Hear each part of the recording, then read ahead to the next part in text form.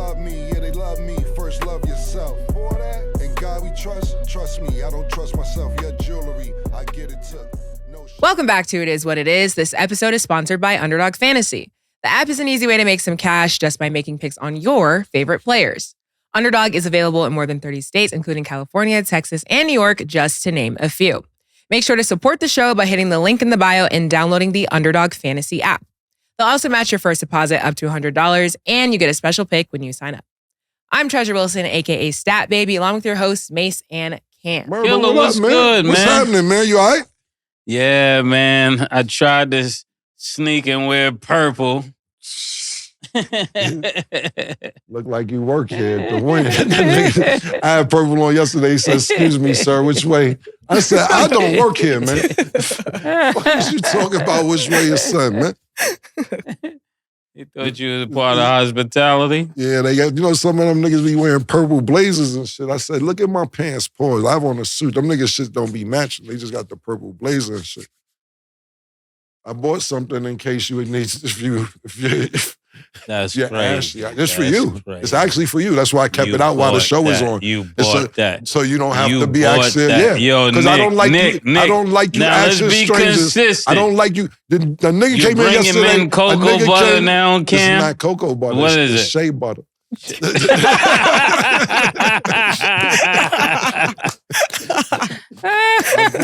Actually. Because yesterday you asked for somebody for some lotion. They said, "All we got is Vaseline," and you thought about it. So I kept it out before the show started purposely, just because you my That's brother. crazy. I don't like you asking niggas for Vaseline you don't know and all that, man. Paul, let me see what it is. Yeah, hey, man, yeah. We family. Yeah. Shea butter. Yeah. Yo. I get you something, man. I know the people who make it. Let me tell you something. This says for him with love. Yeah. That's what I'm saying. But No. get that back there. He said, "Yep, you can take this back." Yeah. It's women's. So let me tell you, it's women's and men's. What's the backstory, boss? The backstory is this. You know how many people want to be sponsors on this show? So I say, let me see your product. I got all type of shit in the house. Niggas, I knew it wasn't just for me. I got all type of food being sent to the house. All type of shit. Yo, can we be a sponsor on the show? Yo, can we be a sponsor? Free clothes, free everything. And listen, I'm not just taking you guys stuff. I got to test the marketplace and see if it works out. So, I'll bring certain things to Mase and see if he's interested in it. So I'm not just taking y'all guys' product and like Cam just Let me see. Let's see on the show right now. Yeah. So. Because me, actually, this looks like, let's see. Yeah, man. Listen, I'm not going to tell you how much they want to pay. They have for children, man. They actually make deodorant, all type of shit. But, I get a lot of free shit. Oh, is this smooth? Yeah. Listen, I wouldn't have bought it on the show if I didn't like the product, but is it strong enough to fit the show? Pause. That's what I'm saying. Like, and I don't mean to be rude, but we're at the age where we're expensive and we're unreasonable. And I don't mean to be like that, but you got to know your value. But I'm always willing to help out people who have good product, who don't necessarily have the money as well, neither. Now, if you got the money, we're going to talk to you, but even if you don't, I'm willing to work with you. The reason why I haven't pursued it so much, I don't know if Mase is willing to work with you without the money. Without the money. He doesn't throw any pity parties. So I'm not sure if without the money, if it's going to work. You work with them without the money, Cam? It depends on who it is. Way I would do it is this. And I'm just teaching y'all some business. I'll give you an example, right? So, for instance, right, I'll use, and there's a bunch of different scenarios, but I'll just use beats, for instance, right? Music beats, like your instrumental, if Mase raps or I rap on it or whatever. So sometimes I do freestyles or whatever, and sometimes people want money, sometimes people want to be tagged.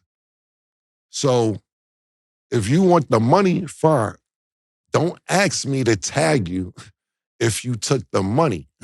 So when I know it's not the same scenario as here, but I'm saying me tagging you, baby, may be worth more than me giving you the original money, because sometimes people might be like, hey, yo, hold on, I won't fuck with them if they fucking with them. And then you may get 20 niggas who want to buy your beats, as opposed to me just paying you once and nobody know who you are. Same thing, I get custom sneakers. I'll pay the full price for custom sneakers. Yo, you could tag me? No, you didn't give me a discount. You didn't say, yo. You didn't say, yo, Cam, pay half and just tag me. That's business. So at the end of the day, you want me to pay you and help you make some more money and not gonna look out for me. What am I getting out the deal? So when I say less fortunate, sometimes people have good stuff, they don't have the opportunity or the outlet or so on and so forth. And some people just don't know how to do business. Yeah. You'll rather take $700 from me when you could potentially make 20, 30, 40,000 off just a tag. So different scenarios. Sorry to go be long-winded about it, but yeah. Fair point. No, good lessons learned. But somebody who might need to learn a lesson is the Lakers, because they blew a 20-point lead, losing to the Nuggets 101-99. Jamal Murray hit the game winner, and the Nuggets have now beaten the Lakers 10 straight times. How do you guys feel about the crazy ending and that stat? Man. I was so close to saying AD had a phenomenal game. And then I turn on the TV and he's falling in the crowd. With Murray hitting a shot over him. I'm serious. I was like, this is the game. This is what I'm talking about all through the game. I'm saying this is exactly what AD needs to be for the Lakers. And I was also about to say that this was kind of the role that I was talking about LeBron taking. I think when I first turned on the game, he had about 12 with 11 assists. And I was like, this is the type of LeBron that they need in order to be very effective at this stage in his career. When he takes on the role of being a facilitator, it makes AD play a little bit better. And we saw that yesterday. We saw that, even AD, he had 32 points, 11 rebounds, 2 assists. I mean, the shot that Murray hit over him was crazy. It kind of nullified all of that. But I think he had a great game. And Michael Porter Jr., this is the Michael Porter Jr. I thought I would see before he had the back injuries when he got there. At one point, they were saying he would be like the next LeBron. He didn't live up to that just yet. But he's playing really well there. And Joker, what can we say? Skills on wheels. 27 points, 20 rebounds, and 10 assists. I'm real interested to look back at what we predicted, because it seemed like everything we talked about kind of happened. What do you think, Cam? Say what? What's the surprise? Niggas thought that Denver was going to be up 2-0. I gave the Lakers one game in this series. Yeah. So the most shocking part about it is the comeback pause, because the Lakers look totally in control for 3 quarters. Like you said, AD came out looking good. LeBron was looking good. It was a period during the second quarter where LeBron was gassed. He had to go to the bench. Like, subbed him out. He went to the end of the bench. He was gassed. And I was like, damn, man, these niggas got to help out LeBron, bro. They have to help LeBron out. And they did a good job. I think D'Lo had 6 threes in the first half. Yeah. He had a terrible performance the first game. He came back out. First half, shut niggas up, hit 6 threes. I think he believes he was 6 for 10 throughout the whole game. Throughout the first half. And I was like, wow, he's looking really good. Pardon me if those numbers aren't right, but I know he did hit 6 threes. And I was like, okay, niggas may come here and steal one. Yeah. And it was definitely looking that way. Yeah, Anthony Davis looked really good, like you said. But I said to myself, they're not going to win at halftime. And I did. Even when they got up 20 or 17 points, I believe, you still thought they weren't going to win? They wasn't going to win. I just didn't believe it. Y'all think about it. The Joker had a double-double in the first quarter. The nigga had 11 points and 10 rebounds in the first quarter. So even like, you know what it is, Murder? It's like we sit here and we look at 80 stats and they say, yo, he had a great game. He had 27-20. Yeah, no, I'm talking about Anthony Davis, pardon me. Oh, yeah. I'm my mistake. 30-11. Yeah, you got 32. That's a great game. That's a great game. But you sit there and you go joke a walking European triple-double, B. That nigga's a triple fucking double walking. And it's just, to me, it's not really much to dissect here outside of LeBron looking spectacular, Jamal Murray looking spectacular, Joker. The stars out. The stars are out. And I don't know what more the Lakers can do because they look sensational for 3 quarters. Yeah. And yeah, those are the games you don't want to lose. You don't want to lose that. You play very well, so it's like, what you going to do differently next time? You got the maximum effort out of AD and you still lose. Yeah, but you got to think about it too. What I'm looking at here, when I was looking, actually before we started taping, is the plus minus with AD on the floor. It's 0. So they wasn't up or they wasn't there. Anything. They don't gain anything with AD on the floor. It's 0. So when he's on the floor, it's not an advantage. As good as a game that he's having, we don't lose, but we don't win. Right? Exactly. So when they say is 0, is that overtime? Well, let's look at it. How would you look at that? Does that mean we go to overtime? I look at with the them? other players. You got Hachimura. I don't want to say his name wrong. -7. Dinwiddie -9. Hayes -1. Everybody else was a plus on the floor outside for the Lakers. With LeBron on the floor, they was just +2. Let's look at the Joker though.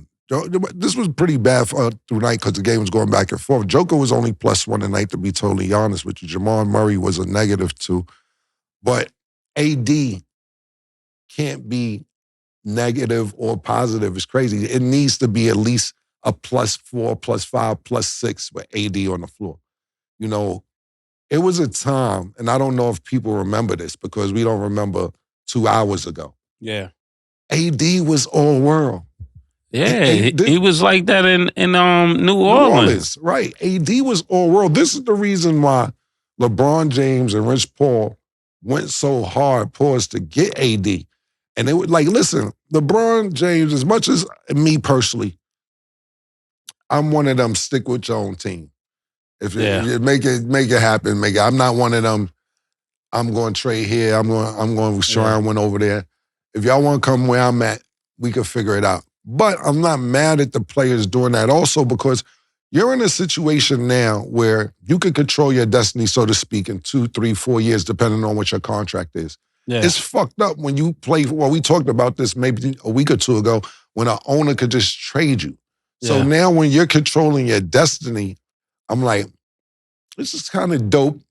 I don't know if I would do it, but I respect it because there's so many players who got traded in their sleep. They get on a plane in LA, and when they land, they on a different team. So I respect it, but they went really hard to get AD, LeBron and Rich Paul, that is, and don't get me wrong, got him a championship in the bubble. And I respect the bubble championship. To me, that's pure basketball. Even though the crowd helps you at home or works against you on the road, whatever it is, that was pure basketball for me. But you ain't winning in the Staples Center or Crypto, whatever the fuck it's called now. You got to win at home, my nigga. And it doesn't look like y'all are going to do it. Looks like Denver got your number. And what this game does, it fucks you up mentally. Because you said we did everything we could possibly do, and we still don't win. So this is really a mental win also for Denver and a fucked up mental loss for the Lakers, in my opinion.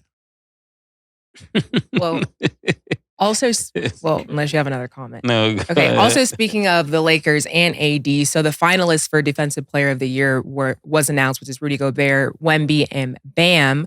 So basically, in discussions, this is AD's 12th season without even being in the running for the trophy. So he said, "I'll never get it. They're not giving it to me. The league doesn't like me. I'm the best defensive player in the league. I can switch 1 through 5. I can guard the pick and roll the best in the league from a big standpoint. I block shots. I rebound.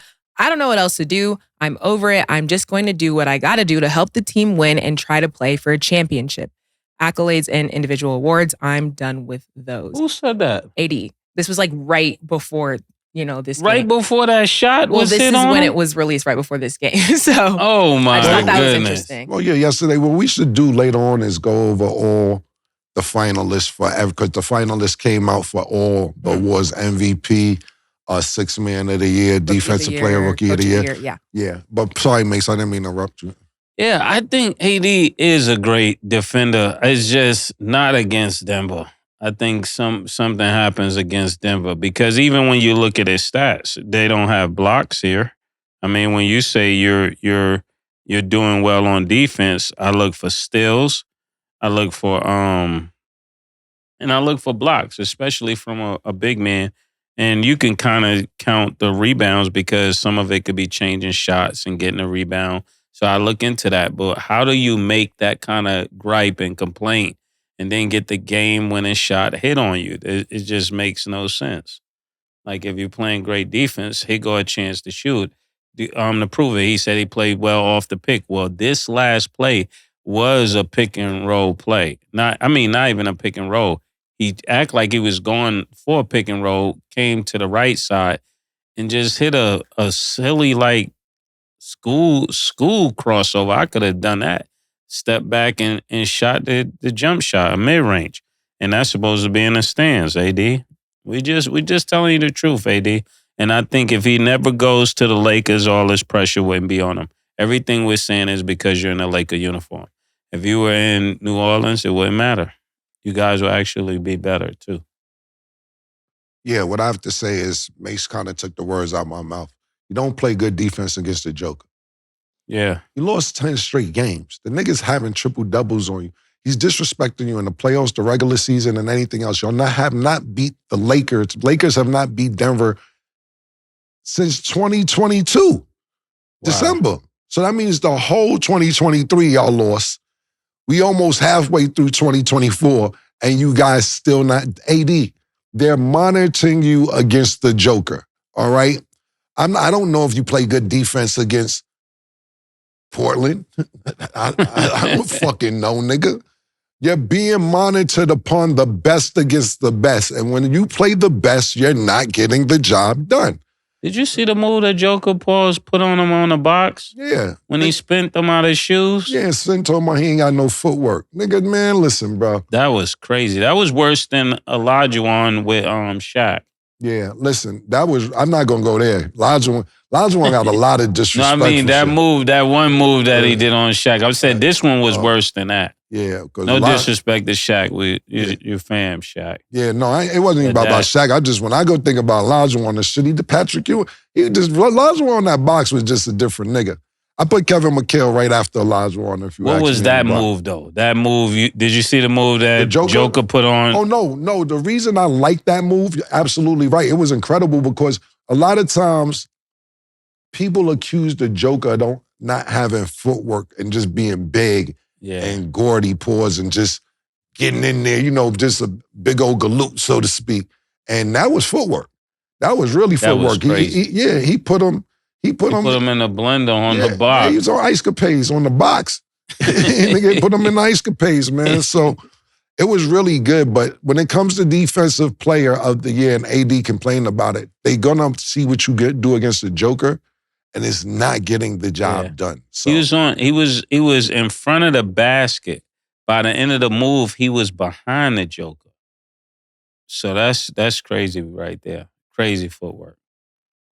Kind of hard to vouch for him when we're seeing what's happening on the TV. So, sorry, y'all. And then they hit the shot over him. He falls in. Yeah, it was a lot. Denver bench is like. It's not giving Defensive Player of the Year. It's just not. It's giving super disrespectful. And then secondly, no disrespect, but like, yo, who's out to get you? Like, nigga, like, yo, they just don't like me. Who, nigga? Nobody's against you. Yo, bro, what you talking about? I dig it. They not feeling me and they're not looking. Yo, bro, niggas is looking, pause. Nobody's after you. I hate when niggas act like it's a witch hunt after just them. It's a conspiracy. Yeah, it's like, Illuminati. yo, my nigga. Yeah, like, yo, Every nigga. time a nigga win, it's Illuminati. Yeah, like, yo, my nigga, nobody has a personal gripe against you. You lose to the Joker in Denver every time. This is not personal. Niggas, a lot of people I know do that. They always find somebody to blame for their mistakes instead of taking accountability and saying, yo, know what? I don't even want defensive play until I do what I got to do against this nigga. Yeah. Because that's that what would be they're the right. in. That would be the right mindset. Yeah, you got to take accountability. Good points. Okay, the Sixers lost their second game to the Knicks, 104-101. The Sixers plan to file a grievance with the NBA over the officiating across the first two games of the series. So one, what do you guys think about that? And then do you guys think that the Sixers have the capability to win the series?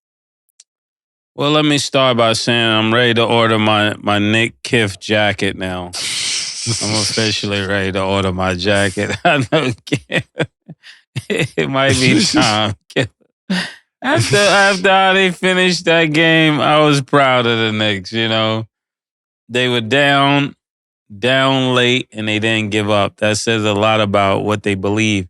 And just when you beat a Sixer team that got Embiid scoring in the 30s and Maxey scoring, he had about 30 probably too.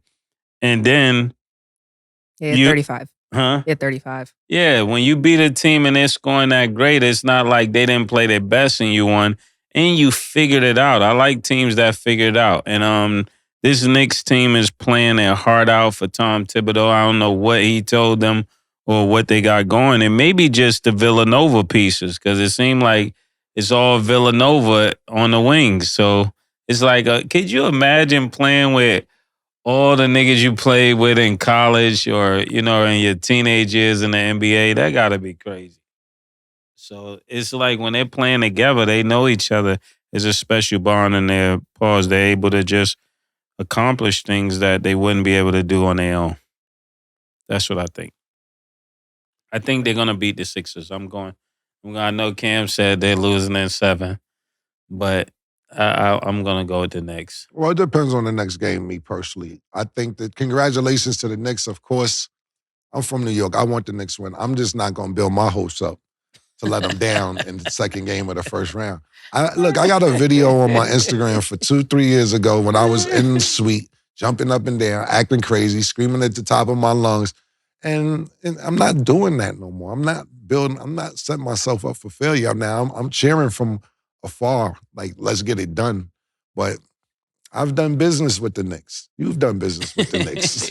You go to the Garden whenever we want to go to the Garden. It's just a lot of, you know, every year, Tracy Morgan, Chris Rock, fucking whoever else is over there. Yeah, we gonna do it. And listen, I'm one of them, but I'm not gonna keep doing that.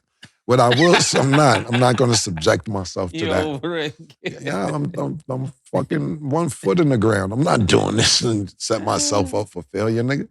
I'm almost a half a ticket, nigga. Fuck are you talking about?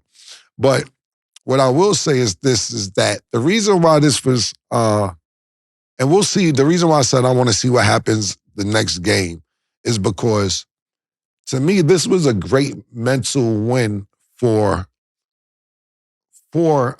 Philly, actually, because you got Joel on a bum knee scoring 34 points. Tyrese Maxey had a cold. He was questionable to even play. He didn't come to shoot around or anything last night, and he had 35 points. And to be honest, you were still up 2 points with 20-something seconds left. I don't know what it's about if they didn't call timeout or the ref didn't see them call timeout or anything else, but they didn't get the timeout. The Knicks scored. They were down 2. Under the basket with under 30 seconds left. They're trying to get the ball in bounds. And if you would call a timeout if you're the Sixers, you would get the ball advances to half court. You don't lose the ball right underneath your own basket, Knicks basket. That's high school. Right. And then, you know, that's young, like, hey, let's go get it. Yeah. You're a professional. You're supposed to know better than that. Yeah, you call timeout. So that way, even if you don't get the shot, the Knicks have to advance the ball back down court. not advance the ball, take the ball back down court after if Philly were to miss. So first of all, you don't call timeout. You're stressing for a foul that you don't get. The Knicks missed the first 3. You don't secure a defensive rebound, so they get a second chance to shoot another 3. Yeah, niggas falling with the ball and all that. Yeah, so to me, and I know they're complaining that they still called timeout, but they didn't get it. That's really on the coach. You have to walk up to the referee and say, I said timeout. Not screaming, not anything. Walk up to the sideline referee and say timeout. That's what I really believe is that. Not saying the Knicks didn't win this game, but to me, Philly gave it away more. But I would say this.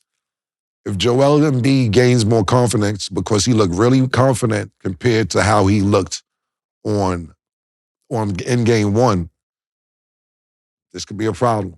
This could really be a problem. And to be honest with you, I know we've really been pumping that Jalen Brunson has been the best player, not just as a guard, but probably the best player in the East Coast over the last 2 to 3 months, minimum.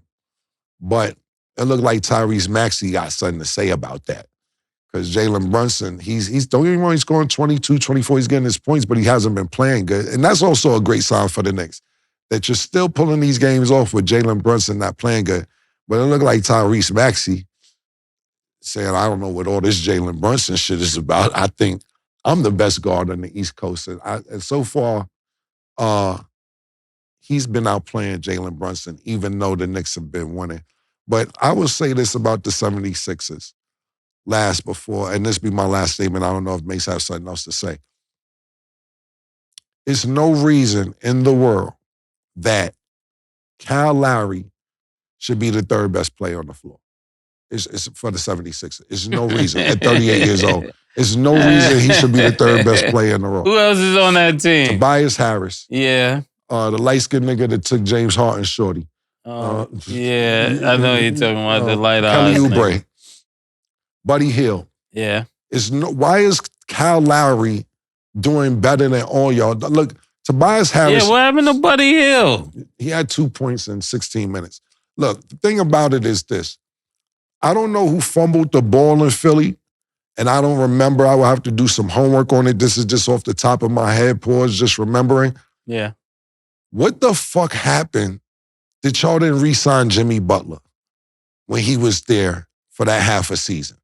Why did y'all, what was the Tobias Harris, Jimmy Butler, seesaw pause thing? They went with Tobias. And that's what I'm asking right now. Why? Why?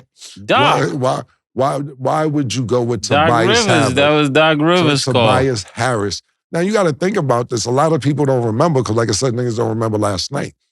They were bounce around the rim. Kawhi Leonard shot away from the championship when they played Toronto. They took him 7 games, and Kawhi Leonard made an incredible shot to send Philly home. Why would you not keep that team together? Now you got Tobias Harris. And people like Tobias Harris piss me off. And he could be one of the best people in the world. But when you're 6'7", 6'8", 6'9", however tall he is, long arms, perfect pause, basketball body. And you're just out there. You got Tyrese Maxey going all fucking crazy, doing everything he could do in the book at 6'2". 6'8" niggas just out there. Buddy Hield just out there. Kelly Oubre, you look great in the regular season. Now you just fucking missing. If this doesn't go right and they lose in the first round, whoever the GM is, outside of Joel Embiid and Tyrese Maxey, get rid of them niggas. What I would start doing is looking down in Atlanta, and one of them players I just named, possibly 2, send them down to Atlanta and get Murray up there with the 76ers. And you'll have a way better offense, and maybe defense too, because they're not getting the job done. Kelly Oubre, decent season, not showed up so far. Tobias Harris been missing for years. He's just stealing money. And Buddy Hield, this isn't the Buddy Hield that I'm used to. So I would start looking to blow this team up if they don't get out the first round. Yeah, and it wasn't Doc Rivers. I forgot the guy's name. But he was the guy that put Ben Simmons at the point. I think it was that same guy. And then I was just gonna add, you're absolutely right, because Tyrese Maxey is outplaying Jalen Brunson, and the fact that nobody on the Sixers scored over 10 points to me is insane, because they can't just rely on Embiid and Maxey.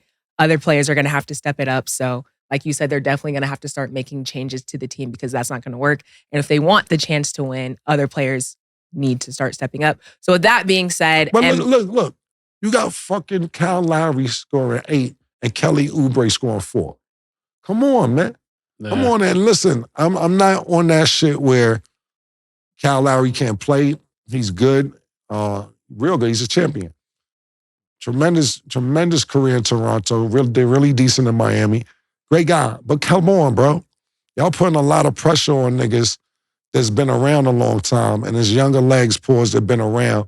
I mean, it hasn't have the miles that Kyle Lowry has, and y'all not putting the effort in that he is. Yeah, when you got to get 40 points from the point guard position, that says a lot about your team. The team is extremely weak if you got to get 40 points from the point guard position, especially if it's not Stephen Curry. Let me put that there. Okay, so I want a definitive answer from the both of y'all. So MB said, we should be 2-0. We're good. We're going to win this series. What do you guys think? Yes or no? Well, I'm not going to say yes or no. I'm going to say what... You just said the Knicks are going to win. Yeah, I'm saying shit. Before this point, I'm going somewhere, Cam. Right, my bad. I'm saying... You want to land the plane, my bad. Yeah, let me land my plane. Yeah, man. My bad. Like this is the same guy that told us trust the process. I can't trust it. If he's telling me they're going to win this series, I don't trust it. I'm actually going with the Knicks. I'm going with the Knicks. And I'm not even going with the Knicks in 7. I'm going with the Knicks in 6. I think, and... That's a bold statement. No, it is. It is. And you're jumping out the window a little bit more than me. Because I want to see the next game. I'll be honest with you. I really want to see how the next game is. Because at the end of the day, let's be realistic. What I seen tonight, I keep saying tonight, what I seen last night was this. In between game 1 and game 2, game 1, I seen a scared Joel Embiid because of his surgically repaired knee. And he's saying he was scared. Tonight, last night I seen a nigga say, fuck it, if the knee gonna give out, it's gonna give out, I gotta go. Yeah. And that's what I was talking about a few weeks ago. I said, run that nigga, pause, let him go out there. Let him get out there and let's see what happened. And I like that mindset. Now, I'm totally in agreement with Mase when he's saying, this is your franchise player, sit him down. You don't want him to fuck his knee up. We've been doing this for 10 joints. Pause. Sitting them down and getting it together and everything else. Look, I like his attitude. I like what he's saying. And let's see if his knee holds up throughout the series. That's what it's really about. But to have 34 points on a bum knee and he's talking that talk, we'll see. Right now, I say this. Everything depends on the next game and the point difference, because we still haven't seen Jalen Brunson have a breakout game yet, and they won both games. That's my point, because once he gets going, they're going to beat them even more decisively. And then who knows? Joel Embiid may end up in New York when it's all said and done. Joel and Brunson. You just like saying anything, I think, sometime, man. Hey, I'm saying if they're gonna blow the team up, No, I said outside of Maxey and Embiid. Oh, okay. That was what I said. Yeah, you did say that. Yeah, I said outside of them two. But listen, man, congratulations to the Knicks, and I'm happy. But I will say this before I finish my last statement, and Mase have something else to say. Everything could be going good. Everything could be going great. Y'all can make it to the Eastern Conference Finals. You can make it to the championship. You won't win until Spike Lee gets off the sideline. It's just the way it is. It won't happen. It won't happen until y'all put him up in the skybox or you let him watch from home. Until Spike Lee gets off the sideline, the Knicks will never win. So I don't care how far you go, it won't be a trophy until Spike Lee gets off the sideline. And I'm dead serious. So are you saying that if they move Spike Lee off of the sideline, they will win? they'll have a better chance. They have a better chance. Look, you gotta I'm think just about clearing this that up because murder. somebody here may think you're saying soon as Spike Lee goes, they win. I would bet on that more than right now. look, you know how annoying. Look, I go to the game. Look, I go to the game. First of all, it's a couple things. When I watch from home, Spike Lee annoys me from home. Oh, come on, talking to niggas, yo, Spike. You saw him and Tim Thomas after they won? Nah, I ain't see it. Yeah. But look, shout out to Tim Thomas. A lot of people don't know that Spike Lee almost cost the Knicks a playoff series when he was talking crazy to Scottie Pippen and these niggas. Then you talk crazy to Reggie Miller. Reggie Miller grabbed his dick in front of you and your wife said, suck my dick, nigga. Scored 8 points in like 4 seconds. Some wild shit. Because you talk, then what happens is, you know, it's pre-internet, pre-social media. Spike Lee's on the front of the paper. The nigga who, if we lose, cause of him. People don't remember this. Front of the newspaper. If we lose, it's cause of this nigga right here. I think that's when I left the Knicks for good. I think that was his series. When Reggie got the steal, that was it. He had the three, came back in another three. I said, oh, Then no. what the nigga does is, because he got so much ego, he goes to the next game in Indiana. Yeah, and the Knicks pull it off by the skin of their teeth. He and they hugging John Starks and these niggas, they all excited. Look, my nigga, you are a distraction. If I played for the Knicks, I would not speak to you. You are annoying. Don't tell me what to do. Why would you be talking? Get over there. No, Spike, I'm not listening to you, bro. This is like when they let the rappers coach the basketball team. Yeah. And you got to think about it, Murder, like, yo, when you think about it, like, before I get to that, that's why the point I was going to get to before. Spike is very animated on the side and everything. You go to the garden, courtside, he's arrogant, he won't speak to you. Yo, Spike, what's up? And keep walking. Yo, my nigga, you're rude. You're rude, Spike. And listen, whatever, you're rude. You don't speak to people in the garden. Then you get an attitude. Spike don't speak to nobody? They give you one of these brother man shit like. What happened to do the right thing? That's the problem. You know, Spike Lee. All right, you want to know my problem with Spike Lee real quick? Yeah, because it sounds personal. It ain't personal because, you know, I see him in the garden. When I go, he don't really speak to niggas. Personal. I don't like niggas who hate on other niggas' hustle too. This has nothing to do with basketball. Now, look, some people may agree with what I'm about to say, but to me, it don't matter. Now, Spike Lee hates on Tyler Perry all the time.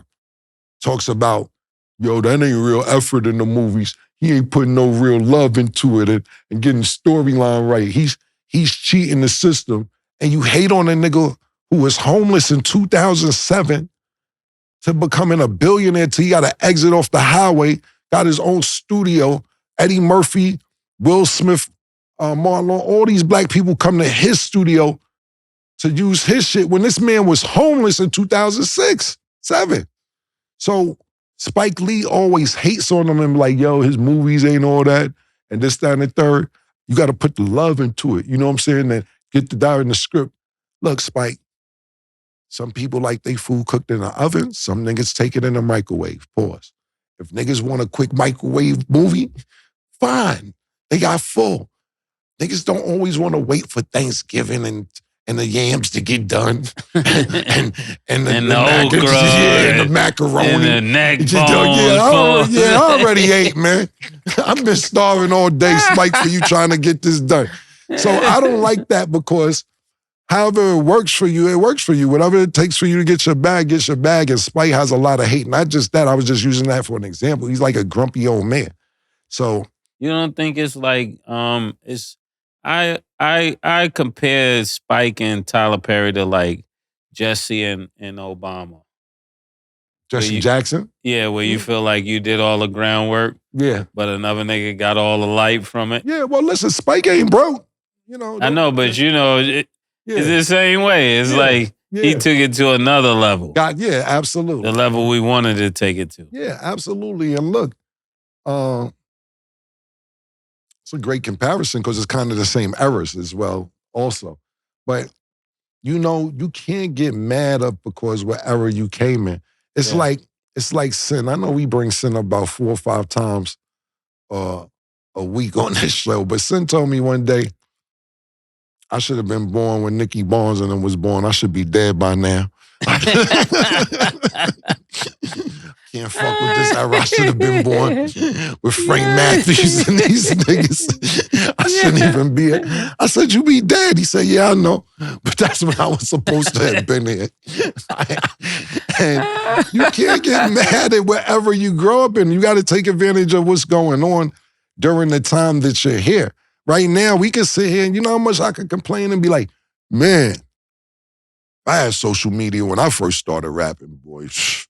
Shit be crazy, nigga. You know, no, I'm not complaining, nigga. I'm gonna figure out what I can do, how I can manipulate all these different tools that's available now and use them to my advantage to where I can benefit from it instead of complaining about it.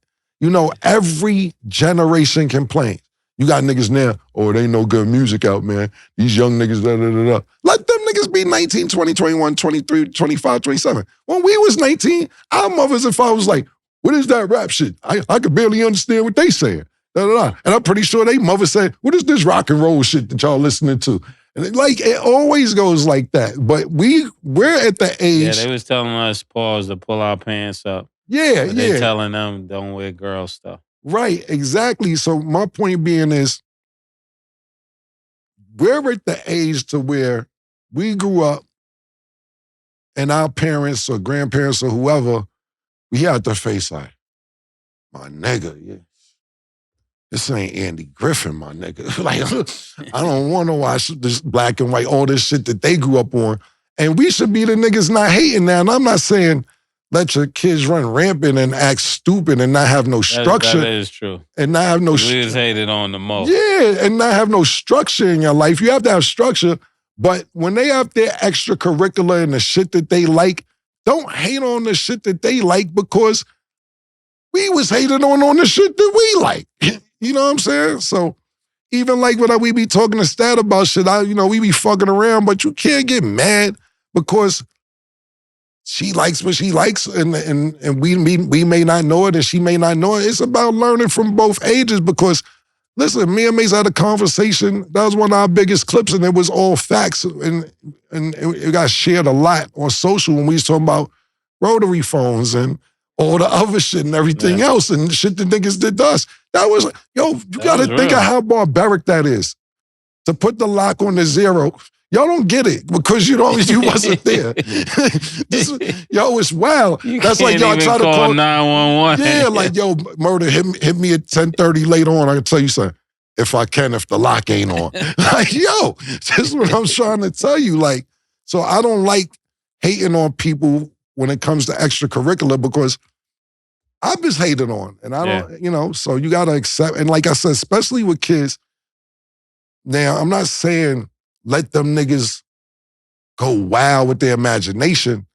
But if it makes a little bit of sense, even if it makes a little bit of sense, look into it and help them out and help them pursue their dreams if it makes a little bit of sense. If it don't make sense, so you be like, well, go figure it out. Let me see. And after a while, you be like, no, this shit ain't working. Nigga, you gotta realize, imagine us telling our parents we can be rapping. Mase told his mother, God bless her dead, he was gonna be a rapper. Yo, shit went left, my nigga. Shit went all the way left, my nigga. You want to throw your life away? Go ahead. Mase was pouting in the hallway. Let me sign the paperwork. Yo, it went left. It went left because niggas was like, that shit was so far-fetched. I remember telling my grandmother I'm gonna do music. She said, well, you ain't gonna be like Babyface, is you? Y'all don't see what's going on. You gonna win them awards like Babyface? Yo, what?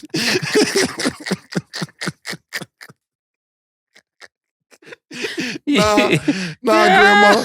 This is some other shit I got going on. This ain't no Babyface shit right here. Yeah.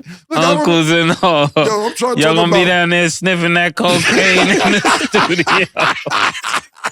Go ahead if that's what you want to do. If that's what you We don't have to sniff cocaine. Go ahead if that's what you want to do. If you want to sniff cocaine and make that music. Just sitting there pouting. She talking about the paperwork. I can't do it. You can't do it. Yeah. What you mean you can't do it? Because you got to, this is before you got this big deal, pause. Yeah. You're under 18. You got to get a parent to sign for you and all that. She ain't going to do it. And it's good she didn't do it because it ended up turning out to be something bigger and better. Yeah. But the initial shit, no, sir. I was thinking, I was like, maybe I could say something. I see you look on her face. I said, I'll see you tomorrow. I'm leaving. And you better not even say nothing. So I don't like when people hate on other people's come up. So that's a little bit of my problem with Spike Lee, outside of him just being a jinx to the Knicks. The more you know. Well, we're going to go to break. When we return, we will discuss the Magic versus the Cavs.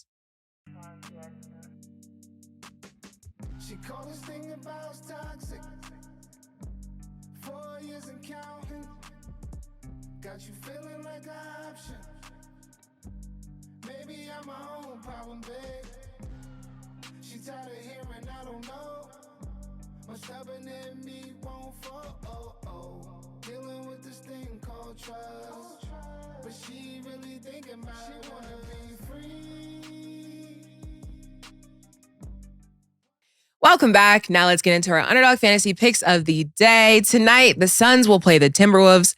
Underdog Fantasy has Kevin Durant at 5.5 first quarter points. Do you have him higher or lower? Mace? Higher. They got to stop playing with Kevin Durant now. And Kevin Durant better stop letting niggas play with him. Yeah, for real, KD. KD, listen. Come on, KD. KD, listen, as 5 your points man. In the first quarter, KD, niggas is playing with your name. Yeah, we not going to keep smiling everything off KD. That shit, nigga. KD got Dipset tattooed on him, nigga. Let's get to work, nigga. Let's get to work. Okay.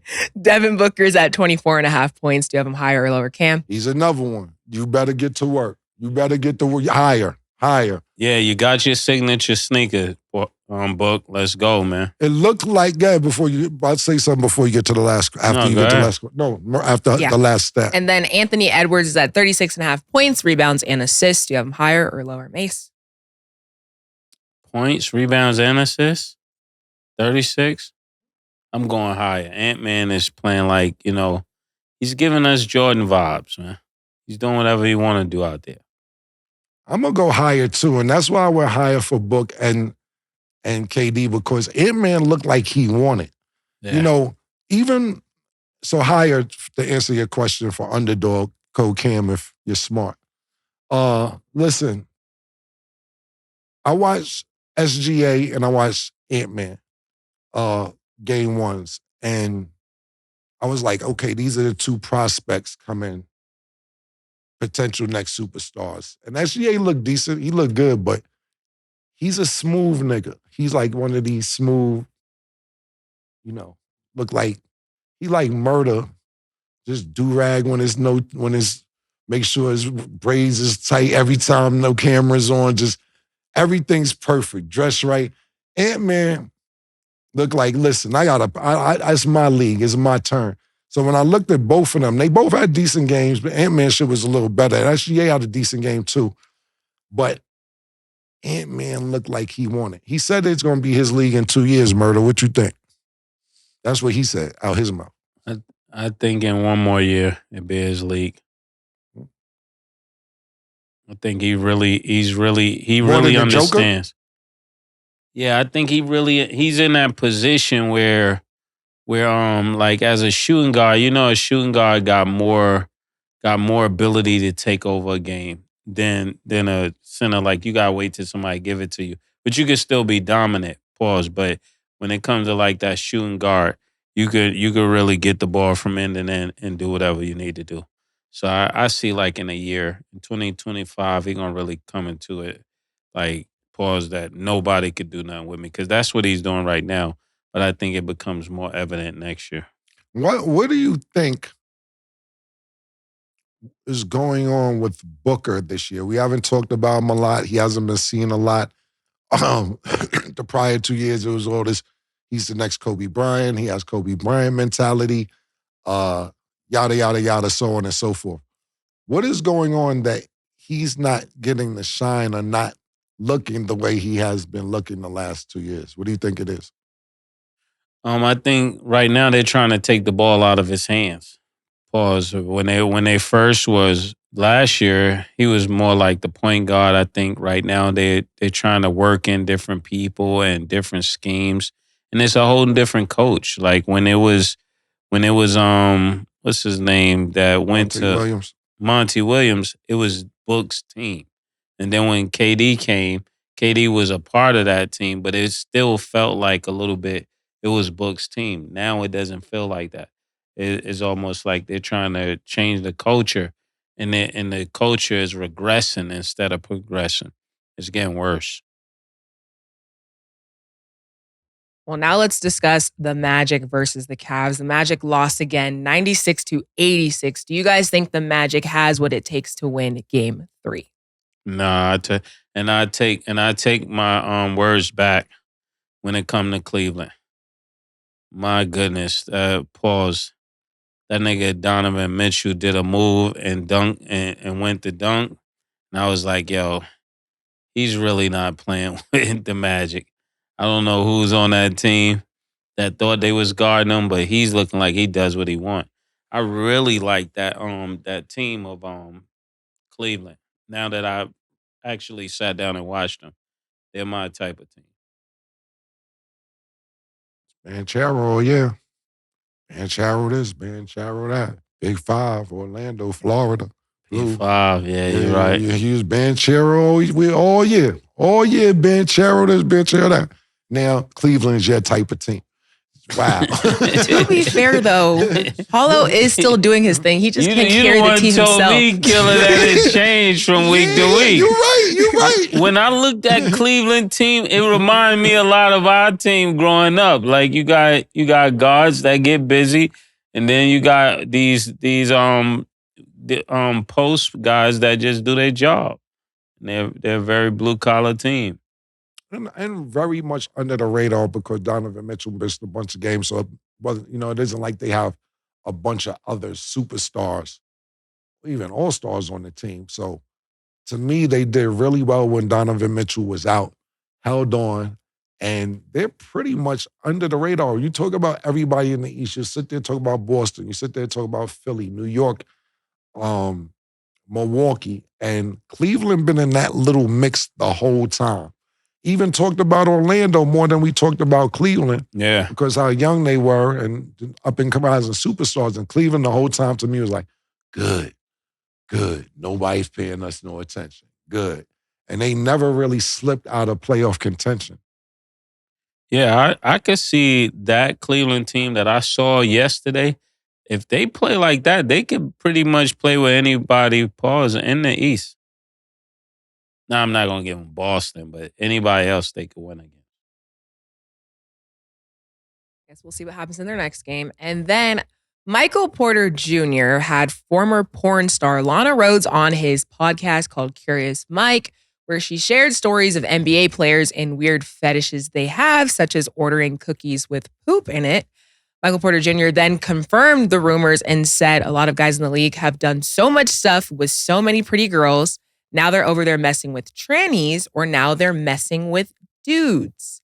So, Mace's face. Thoughts on their conversation and the insight they both shared during that sit-down interview? Michael Porter is saying a lot. What is cookies with poop? I don't, because I don't know how to respond to that. What do you mean by cookies with poop? I never heard of that. It's somebody's fetish out there, somebody in the league. Eating a physical I don't cookie? know what they do with it. She just said that was involved. She was crazy, right? I don't know. Chocolate. I don't know what they do with it. I just know it's involved. Chips. Chocolate-ish. That's crazy. For chocolate-ish. Yo, and to say somebody is actually doing this, because if they brought it up, somebody is actually doing it. What would you do if you found out some of your favorite players, Cam, eat cookies with poop? would he still be your favorite player? Bro, you know, a nigga start walking funny, I start fucking with it. It don't take a lot That's for why me. I asked you It don't that. take a lot for me to start speaking to niggas to start fucking with niggas. Yeah. If you got your shoes tied wrong and I don't fuck with you no more, your laces is not laced right. So that's, you know, you just asking me to get a response out of me, nigga. You already know. Yeah. He said cookies with poop. And then she talks about water sports like they want to be urinated on. That's sad that I can't even talk about that. Ain't my All right, so first of all, a few things. This is Michael Porter Jr. from Denver, right? Yes. Yeah. What's up with your brother, nigga? Let's start there. You worrying about poop and the cookies. What are you going to do with the family? Your brother's gambling. He's out the league. I know Mama Love is upset. Stick in the family. Look, you got to live your life too, so I'm not even mad about it. We want to know what's going on with your brother.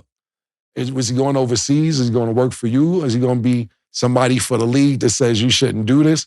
I'm more interested in what's next for that nigga because he was still under a rookie contract. He's super duper young. Secondly, back to the topic, I don't know who wants poop in their cookies. Yeah, You I ask don't me even would I- know would what I that cut- is. Would I cut them off? Yes, I would. I would absolutely cut you off if you eat poop with cookies. Cookies and poop, I whatever. didn't say they were eating it. We don't know what they were doing. Whatever it is, if you're interested in it, I'm out. Look, Biggie had a line on his, a skit on his album, Biggie Smalls, and he said, you know the bitch asked me to shit on her, right? So after I shit on her, so I asked my man Jacob York, who worked with Biggie for years, he said, that's a true story. Yeah, I said, I said, it's a true story. He said, yeah, the big bitch wanted Big to shit on her. And he did. And I said, that was a tall nigga. Yeah. So the poop on cookies, I'm not saying shit ain't out there like that. Look, I had women ask me to urinate on them. Yeah, I have. And I did. But to eat poop, though. Yeah, I it's did. different. Yeah. Look, if you want to get pissed on, that's on you. I pissed on a few bitches. A few different times. That's what they wanted. And that was in their How house. do you look at her the next day? I ain't spending a night, nigga. What you talking about? It's the next day. When she call you, what do you do? Me? You Me answer? Yeah. Yeah, look, man. Yeah, look, man. You treat them like you meet them, murder. Look, I don't know why you be forgetting your own word. Look, I'll tell you one time, bitch asked me to pee on her. Pee right in her face while he was boning or whatever. I seen her next time she came to my crib, she was in my kitchen cooking. Walk right over and peed on her while she's cooking. She said, yo, why you do that? I said, that's what you like. I thought you wanted to get pissed on. It's random. Nah, when we doing it, I like to get peed on. I said, I didn't know when you liked it. I just thought you liked it at any given time. Nah, I don't do that when I'm cooking. I said, I don't know the boundaries. Yeah. Yo, listen. This worked everything I love, man. This worked everything I love. Walked right on her and pissed on her while she was cooking. Had an attitude like she didn't ask me to pee on her previously. Whatever. So people into their own shit. Don't pee on me and do not send me no shitty cookies or nothing. Now,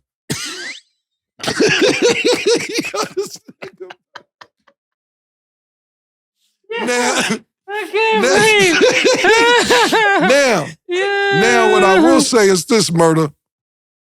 I've been squirted on when I'm having sex. And a lot of people will sit there and say, Cam, that's just piss. That ain't. Look, I know what grown women piss smell like. It's not all piss. That's just clear water. It's pure. Now, if a bitch squirting is pissing, and I have attitude. Now, you're pissing.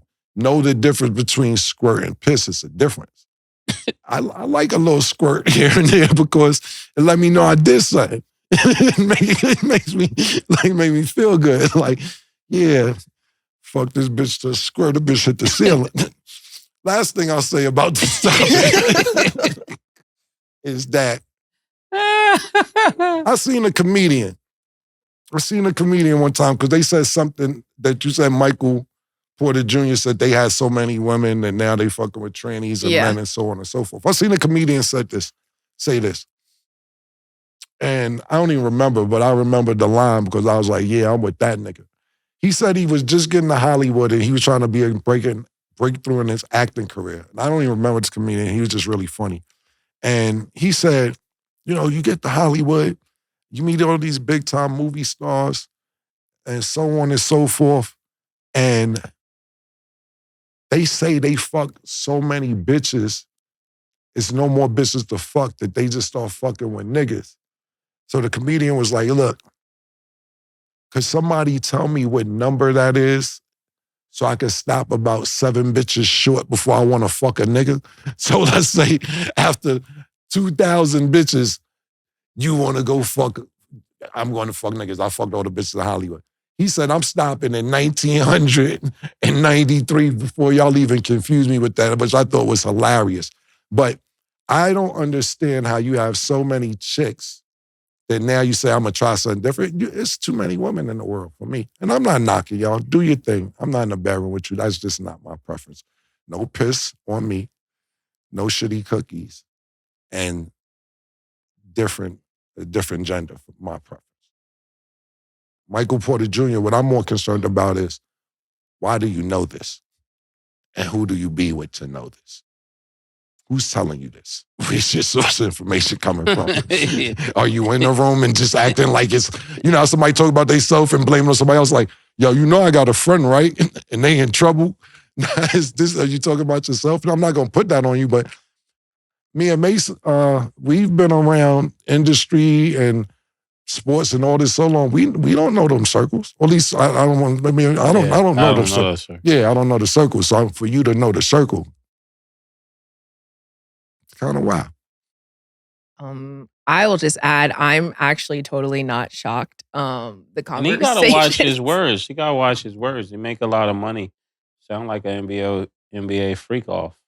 Well, he didn't say any names. He didn't, preface any teams. It was very vague, but you wouldn't be able to tell who he was talking about. But these are very open conversations within the league, especially being like a woman. I hear a lot of things. What so you I'm hear? not shocked. What do you hear? A lot of things. So I'm not shocked. There's a lot be going on. Lambo stats. Say it. Yo, your honor, it is what it is. What do you hear?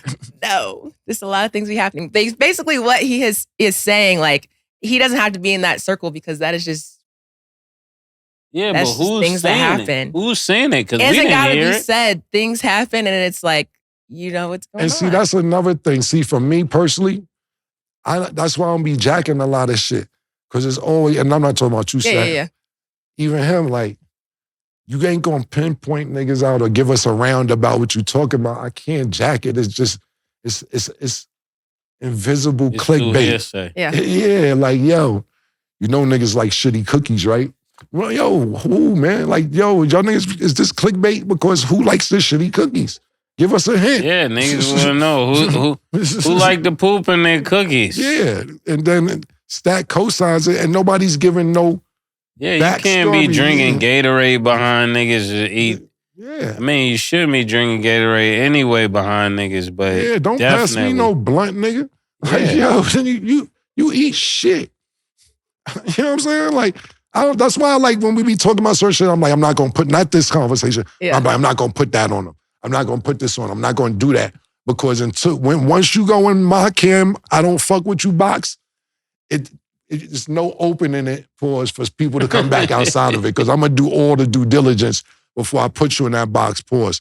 Because once you're in there, you're in there. So I'm not gonna do that until I get all the facts. But I can't go with it's around the industry and what industry? Yeah. So if you don't want to say I ain't jacking it till some proof come out now, if we hear about it later, we can't go with that. Okay. Well, that is all the time that we have for today. Thanks for watching. And as always, it is what it is. 2 Big Macs, like when they doing them 2 for $5.